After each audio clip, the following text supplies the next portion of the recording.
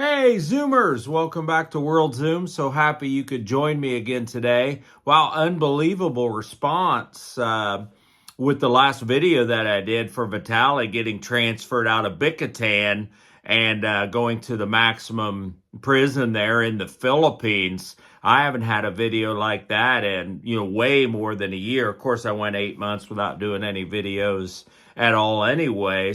But anyway, great appreciation and thanks so much. I think that's at 12,000 views and counting at this point. So thanks for that. I mean, I appreciate it when you like the videos. Now, I'm going to do something extra just because I happen to have someone that I know and am familiar with that is spent a great deal of time, 11 years and counting, in Bilibid prison. Sheila taught me how to say it. So as I understand it, it's Bilibid.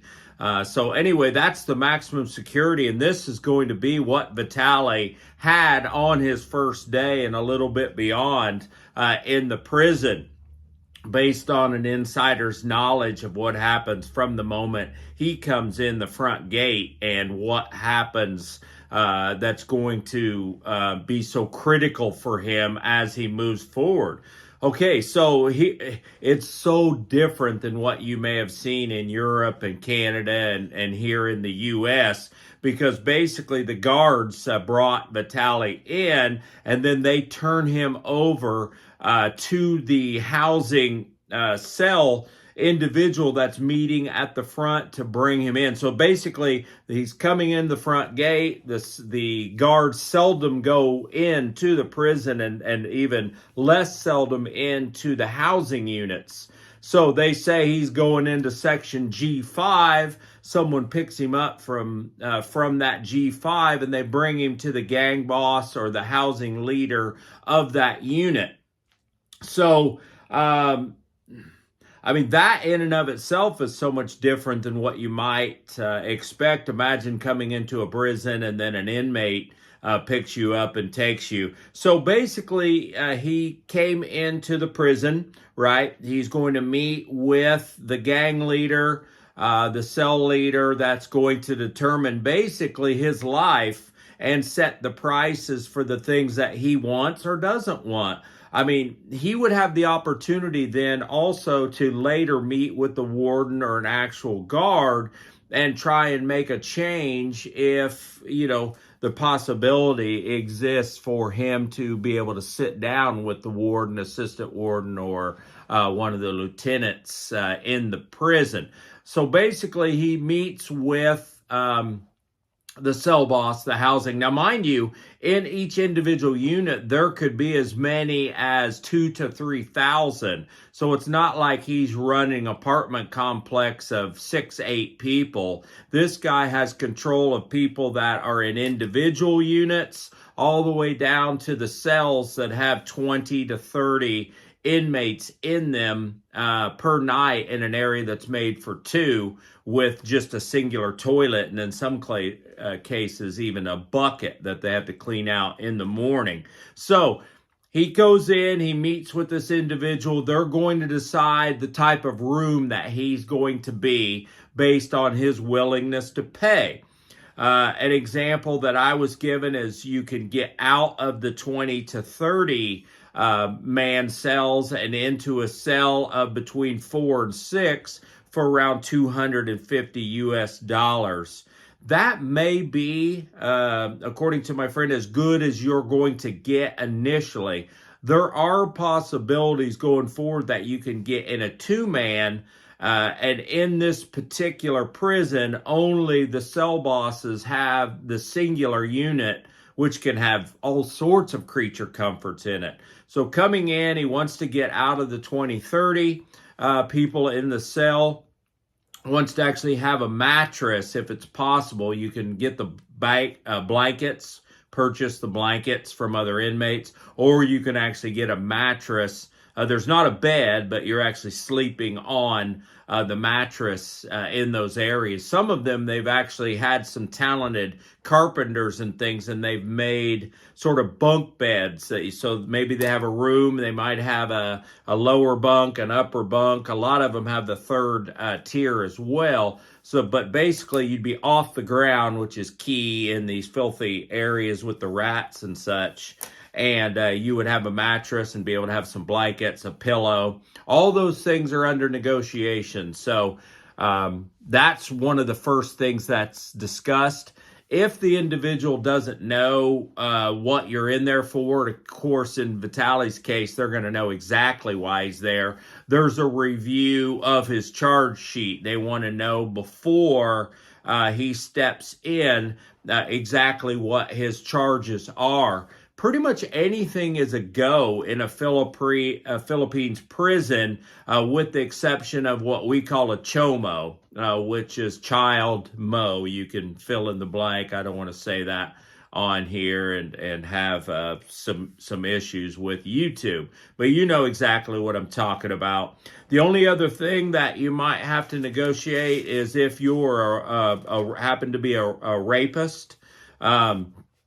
You might have a prison boss that doesn't want rapists in his area, and so he might arrange for you to go meet with someone else. But anything else, right? Murder, gay, drug addict, even in for elder abuse, which is sort of the Vitaly situation, is for the most part okay, but it also dependent on your nationality. Now, you know, think about this. The majority of the 24,000 people that are there are Filipinos. I mean, there's some other surrounding countries that are there, but there's not a ton of Westerners that are in this prison, somewhere around 200 to 300 total in the prison. So he's going to have a unique negotiation with the cell boss to decide what his day is going to be like. So he's got to negotiate the bed. He's got to negotiate the food.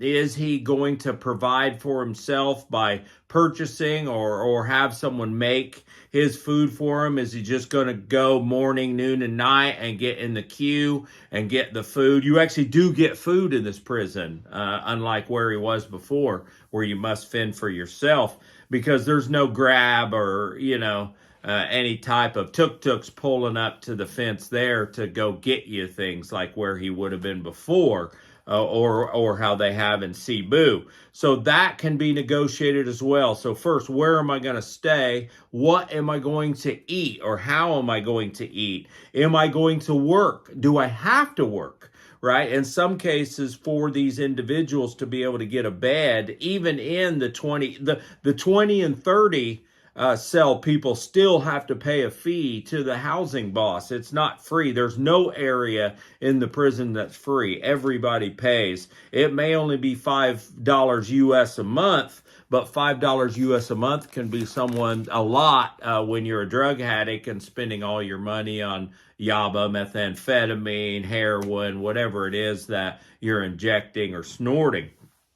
So you negotiate your job. What is it you're going to do? Or if you don't want to work, that's okay too. If you have enough money to pay the guy, let's say $250 initially for the room, plus you're going to have to pay for protection and food and other type of essentials. If you have enough to do that on a reoccurring basis, you don't have to work. Now, when I say work, what are the type of jobs? These guards don't perform any work in the prison. It's all done completely by the inmates. So the cleaning, the food preparation, the purchase of the food is not done by the institution. The purchase and ordering of the food for the institution is done by the inmates for the prison. And so if they have an inability for their unit to collect enough money to get enough food to prepare for the people, then, it's a business, right? I mean, you're running it across the board as a business, all aspects of it. Any construction you're going to do in the unit, any maintenance, any cleaning. There's water spigots. They don't have running water. So in the morning, someone that doesn't have enough money to pay for their bed or pay for protection or happens to be a drug addict is assigned the job with a big bucket to go to the spigot and fill it up for water to start the day.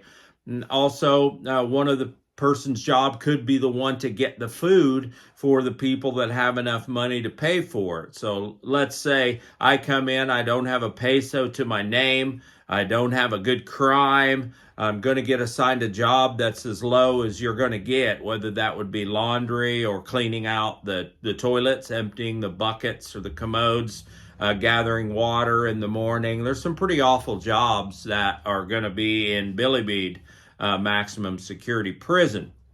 So you have to talk about protection depending on, a reminder is that most of the folks that are in control of Bilibid prison are left over from the previous regime. They are drug dealers, drug manufacturers that were put in sometimes for life under the previous president and is no tolerance level. So some of these guys have been in already 20, 30 years, and there's not much hope of them ever getting out.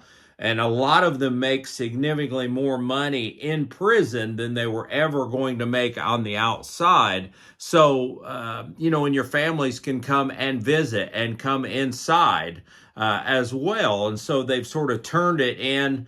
They would much rather be out, don't get me wrong, but some of them know that there is no way. They can sort of live and do what they want in the jail, but if they escape, it's, all bets are off, and they're probably not going back to that place, so they use their seniority. So Vitaly has to negotiate all these things: bed, food, job, protection fee. I imagine he'll pay a decent amount. And when I say a decent amount, I'm not saying, it's like the U.S. where you have to pay the Aryan Brotherhood or the Peckerwoods or the Aryan Brotherhood of Texas, whatever your race is, for protection. In the Philippines, it's just simply not that much money. It's not anything like you might imagine for you to be able to get through the course of the month. Depending on how you're going to eat, that is the key thing about the type of food that you want. There's also the phone fee. Do you want to purchase your own phone? Do you want to rent a phone during the course of the day? So, for example, Vitaly would come in to the boss or one of his underlings. There's 10, 15 second in commands all over the unit. So let's say I was in there, I would come in and say, I'd like to use the phone for the day. They'll check the minutes. I get the phone, I call whatever and as much as I want, international, it doesn't matter. At the end of the day, you turn the phone in, they look how many minutes, and then you pay the fee. If you don't pay, you got a problem. So there's no grass area in the prison. So you're in for 12 hours, you're out for 12 hours. But when you're out for 12 hours, mind you, there's there are thousands of prisoners that are there just hanging around in a cement block type area, some open area where they may play football/soccer, maybe even volleyball, small weight area. A lot is meal preparations, and where they're playing just different type of Filipino games and card games and board games, those kind of things. But none of that is free, mind you. You have to find your clique or your group that you feel comfortable with. So that really is what is facing him, on his first day. A bit overwhelming, you can imagine, of the filth and the smell, and just it's dangerous, right? So if you happen to go in and things don't go well, you've got yourself in a lot of trouble. The lowest level of inmate are the drug addicts, those that really their only function, their only purpose, there is getting their next high, so they're willing to do just about anything. Tuberculosis, HIV, and AIDS is pretty rampant. all the STDs are pretty rampant. So you've got your drug addicts, your gays, your chomos, which I defined earlier, your rapists, and those that were involved in elder abuse. Those are the lowest of the hierarchies that you can have, in the prison system, and you'll have to pay accordingly. As I said, they're leftovers from the previous president. So it's pretty common, in fact, more common than not, for a murderer or life termer to be in charge of the housing unit. So they run it pretty substantially with an iron fist. And there's a lot of rules that are sometimes posted, sometimes not, of the things that you have to do and take care of. So the average appeal time in that prison is greater than 5 years. So you can imagine one of the huge things that's a surprise to me is he hasn't been sentenced. By far, the lion's share of inmates that are there at Bilibid have already been sentenced. They're not waiting in a jail for the court system, which can take years. These people have already been sentenced, 20 years and more, maximum security. 19 years down to 5 years, medium security, and 5 and below, or other people that have worked their way down and have the trust of the trustees and the warden and such can get in the minimum, but the set number is 5 years. So there's a lot of things, sorry about that, the phone was moving. So there's a lot of things going on that, you have to navigate. And I'll let you know how day 2 or day 3 goes from when I hear what's going on with Vitaly. But that's what to expect your first day. You're coming in, you're being greeted by inmates. They're taking and setting every single aspect of your life is now dictated by inmates, not the folks. The guards come in and open the cell doors and leave. And then they close them and leave. And so 24 hours a day, 7 days a week, you might see them on the perimeter walking for security. Otherwise, they're not visible and not seen unless you need help for some reason and need to ask to see them. So, and they may or may not come at that point. So Vitaly's not having fun. Anyway, from World Zoom, you guys, I appreciate it. I'll be back in next couple days with more of an update. All right, take care. Bye.